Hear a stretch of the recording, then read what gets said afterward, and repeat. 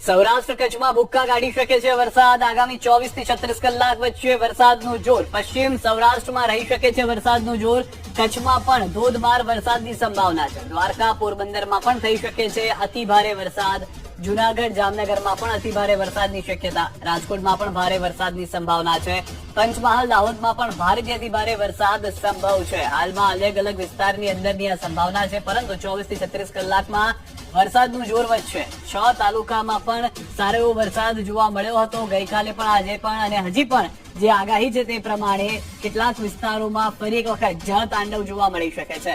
તો 77 તાલુકામાં 6 કલાકમાં પારડી વરસાદ થયો છે, જેમાં પારડીમાં 2 ઇંચ થયો છે, માંગરોળમાં 1 ઇંચ વરસાદ થયો છે, વલોદ, ગીર ગઢડામાં 1/2 ઇંચ વરસાદ વરસી ચુક્યો છે, તાલાળા, ખેરગામ, વલસાડમાં 1/2 ઇંચ વરસાદ અત્યાર સુધીમાં ખાબકી ચુક્યો છે. તો અલગ અલગ વિસ્તારથી સમાચાર છે. સૌરાષ્ટ્રની અંદર ખાસ કરીને જે રીતનું